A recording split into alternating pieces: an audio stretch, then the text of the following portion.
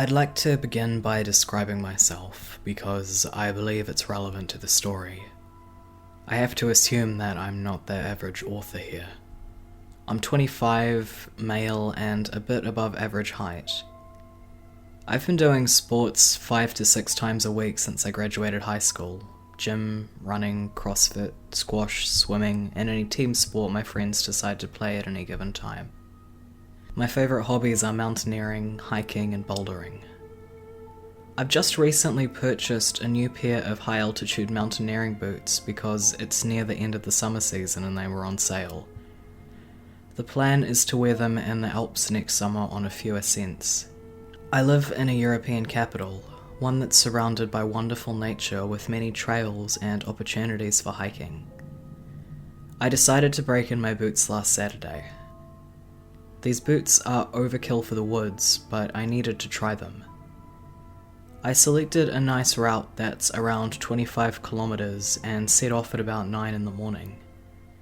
It rained just the day before, so I expected a fair amount of mud and not so many people as they are easily scared off by the weather. Since the summer was excruciatingly hot, it was a nice change of temperature, especially between trees and such, where it's a few degrees cooler than in the city. In the not-so-distant past, my dog would have definitely joined me on this hike, but she's turning 14 this year. My girlfriend had to do something for work on short notice, so I knew from the moment I woke up I would be doing the hike alone. The first half of the hike was perfect. The altitude difference along the trail is minimal. I barely broke a sweat, and I misjudged how many people would be out due to the storm the day before. I met at most 6 to 7 people during the first 2 to 3 hours, and most of them were cross-country runners. It's worth mentioning that I wasn't walking quickly. I stopped on many occasions to take pictures or study some animal tracks. Between 12 and 1 PM, the path ran into an actual road, one where cars can go. The road is asphalt, but deep in the forest, and it can only be used to reach certain landmarks that are also in the forest, so cars hardly ever go here. My trail required me to take this road for a few hundred meters. As I was walking along the road, I heard a car approach from behind me. It went past me, not too quickly or too slowly. It was an older green SUV with a fresh registration, you can tell by the license plate. Probably an import. Anyway, I thought nothing of it at the time. Then I heard it come back.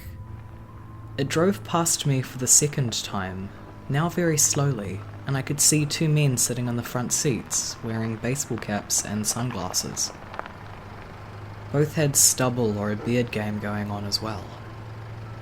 I assumed they were gamekeepers, even though those cars have a crest on the hood and on both front doors. As I hike a fair amount, I know these things. I see them around quite a bit. They would also not be driving a car like this. They have jeeps that are more suitable for the forest. Still, I felt no discomfort, and again I thought nothing of it. Then my trail left the asphalt road and began snaking in the woods again. I walked ahead serenely, gazing at trees and whatnot. Then I suddenly had the strange sensation that something or someone was behind me. An engine sound was becoming more and more clear as well. At this point, the trail was quite narrow, but if for whatever reason you'd want to drive a car on it, you could, just about. Now, when I turned around, the aforementioned SUV was basically in my face. It was an arm's length away from me, and it stopped just as I had. I looked at the driver, who was staring back at me. I can only assume as he was wearing sunglasses. I calmly asked him, "What's wrong? Shall I let you go?" in a polite tone as his window was rolled down. He didn't speak. He slowly started reversing, and he soon disappeared behind a curve. Now I was quite uncomfortable. I also noticed that he was alone in the car, unlike earlier. I listened intently, standing still, since I wasn't sure what was going on. At this point, I was not scared, but there was a faint feeling of unease in the air, and bad thoughts began gathering in the back of my mind. I heard the car and the engine stop just behind the curve. I heard a door open and shut, but nothing from that point on. I turned around and began walking towards my destination at a much faster pace than before. Now I was a bit scared. I didn't understand why he didn't answer and why he just reversed and left without a word. I wasn't sure what to make of it, and I had no desire to ask him again, or to see him again for that matter. I had just walked enough for these unpleasant thoughts to slowly be erased from my mind. As I had been drinking a lot of water, I decided to take a piss. I saw a perfect spot, a very narrow path off my trail that led quite clearly to a little hunting tower. I walked over to the tower, put my bag down by the ladder that led up it, and began pissing. I was also interested in checking Google Maps to see where I was, but since there was no signal, I decided to check my map. I also had a sip of water. I had been camping there for a good few minutes before I headed back up the trail from where I deviated to take a leak. Right before I arrived back to the main trail, I thought to myself how extremely quiet it was. No wind, no noise of any kind. Absolutely nothing. This made me realize, just a moment later, how alone I was. Except for the man who was standing maybe 50 meters away from me on the trail, in the direction where I was headed. I only saw this as soon as I stepped back on the trail, since the small one to the tower was well hidden by trees. You couldn't see the main trail as it was running perpendicular to the small one. I looked at him and I was instantly chilled to the very bone. He was dressed in tactical clothing with a baseball hat on his head. The only reason he was standing still, I believe, was a moment of surprise that I had appeared from a place he didn't expect me to. At this point, I was fully and utterly alarmed. He was holding a rifle that had a scope on it. Had this happened without the incident with the SUV, I would probably have walked on along the trail thinking he's a hunter. However, in light of the strange encounter with the SUV, from which the second man was missing, something in me snapped instantly. In hindsight, it's also illegal to hunt in these woods this time of year. I figured, in the matter of 2 seconds, that I was going to sprint through the woods until exhaustion, towards and past the tower, as it seemed natural to do at the time. If there was no malicious intent on this man's behalf, or the others, he'll just think I'm an idiot and forget about me in 2 minutes. If I'm right, it's the best call I will have ever made. And for fuck's sake, he began running towards me. Adrenaline blossoming within me, I began sprinting away. I sprinted past the tower and deep into the bushes, not sparing my legs as I was wearing shorts and a thermal jumper. I crashed through branches, small trees, and I slipped on several occasions. I really did sprint until I was exhausted. It must have been several kilometers. I even crossed some smaller trails, but I didn't even bother to look either way. My pulse was 1,000,000,000 the whole time. I began checking my phone for a signal, but there was nothing. I was already really angry at myself for not memorizing the license plate. After a while I began power walking, but still off trail, straight ahead, in a direction that I knew would sooner or later lead me out of the woods. When my phone got a signal, I told the story to several people frantically, but no one took me too seriously. They said I was overreacting and whatnot. You must have misunderstood the situation. Well, I'll let you all decide for yourselves if I did or not. Finally, I reached a trail that led directly to a cute little town that borders this rather large forest. It felt like eternity, but I walked the last kilometre to the main square, took off my jumper and put it in my bag. At least I looked a little different from far away. I waited for a bus that took me back to a station near my car, rather anxiously. After the bus ride, during which I studied each car on the road, I walked back to my car, got in and drove home. My dog welcomed me like I was coming back from a 2-year deployment. Dogs are just amazing. She must have felt that something shook me up. I spent the afternoon contemplating my life in the bathtub. The boots destroyed my feet, but they aren't meant to be sprinted in for large periods of time. I called the forest's gamekeeper's office. I inquired about whether they have such cars in service as the one I came across. They do not. Their gamekeepers also don't typically work in pairs. Like 99.9% of the time they are alone. I told them my story and they took me a lot more seriously than my friends, but they assured me that the police wouldn't. No one could have been legally hunting in the area during summer either. I've been reading local news, but nothing extraordinary has been reported yet. I really hope nothing will be reported either. Gentlemen in the empty forest at lunchtime, let's not meet again.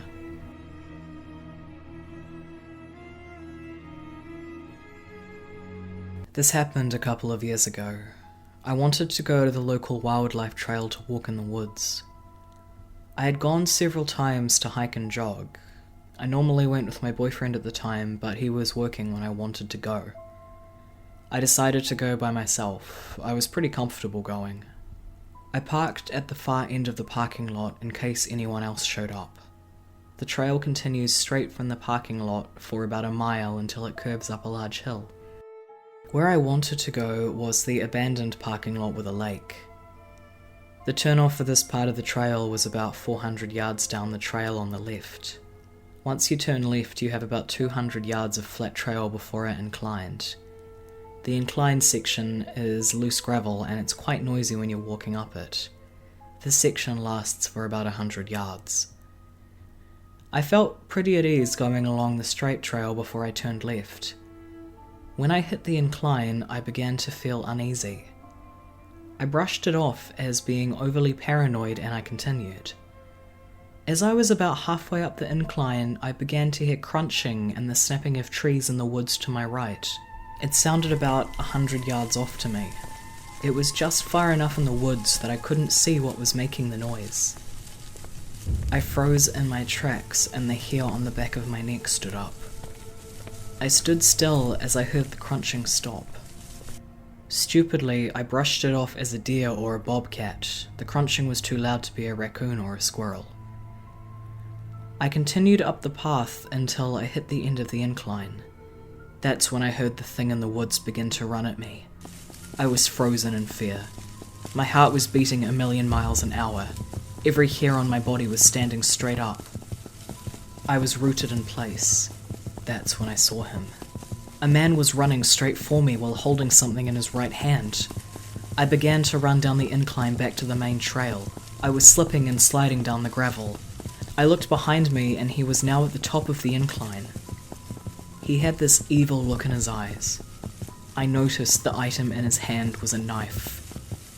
I almost slipped due to me looking back at the man. He called out to me, "Get back here." His tone was malicious. I sprinted as fast as I could and I took a hard right back onto the main path. When I hit the parking lot, I didn't look back. I unlocked my car and started it as quickly as I could. Right as I was backing up, he emerges from the trail entrance. He just stands there, partially covered in the shade of the trees. As I tear through the parking lot and onto the highway, he just stares at me. The biggest, creepiest smile comes across his face. He slowly waves at me as I get on the highway. I never went back to that trail. That encounter has scarred me for life when it comes to hiking in the woods.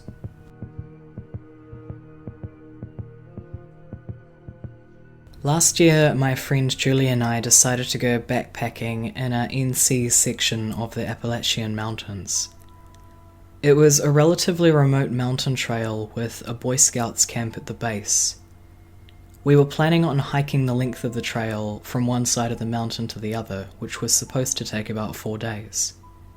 We drove separately to the mountain, and Julie beat me to the parking area of the trail, which consisted of a dirt road right next to a creek. There were 3 other cars parked, including hers. I met up with her and we started hiking up the approximately 3,000 feet to the summit at around 3 p.m. I had backpacked 2 times before and camped about 3 times before this. I was pretty young each time and someone else was in charge of researching the area we were in, basically checking the weather for the time we'd be there and what the camping area was like. But this time I was the one who had decided where to hike. I didn't look at the weather or what was going on with the trail at the time, just that it looked beautiful and like a fun trek. Julie was quite experienced with backpacking. She used to work for a company that led school kids on Appalachian trail trips and was the reason I trusted her as my backpacking partner. She had looked up the weather and the status of the trail. Apparently, we were in for thunderstorms for the week. On top of that, the accomplice in an unresolved homicide case was last seen on this trail. Stupidly, I wasn't too put off by this. As we hiked up the mountain, we passed what I now know were the owners of the other cars in the parking lot at the base of the trail. There was a woman and a man who were walking their adorable dog, a man with a fully equipped backpack, I didn't think about it at the time, and another man who had hiking sticks and seemed to just be out for a day hike. At around 5 PM we were exhausted because the trail was pretty much straight up. We found ourselves in a relatively open area close to the summit and decided to set up camp. Despite the area being cleared, no one was around besides a few campfires that had been there for a while because the last rains had been about a week ago. So we set our tents up, then went to find firewood. Well, 20 feet up the mountain from our camp, there was an apparently abandoned tent. We ignored it at first because we didn't want to be rude. Eventually, we realized that there was no one else around. I decided to look inside the otherwise pristine tent. The rainfly wasn't on, so I peered inside one of the ventilation flaps. Inside was a wet sock, 3 Cliff Bar wrappers, and an unused condom. Weird, but no one was around, so we ignored it. We ate dinner, tied our beer bag, and went to sleep. As soon as I zipped my tent door closed, rain started to fall. I'm not gonna lie, I'm not the most acclimated to sleeping on a flat, hard surface. My night was characterized by periodic moments of restlessness to readjust.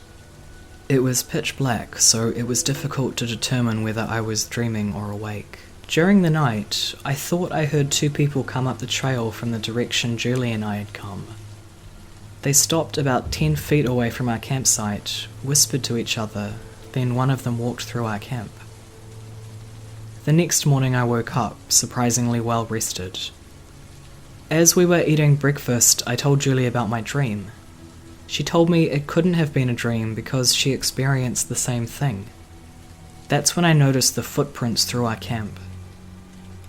Naturally, we went to the location of the mysterious tent from the day before. It was still there. Well, we continued our hike to the summit in the rain that hadn't stopped from the night before. The summit's portion of the trail was impassable due to overgrowth, so we went back to our cars and left.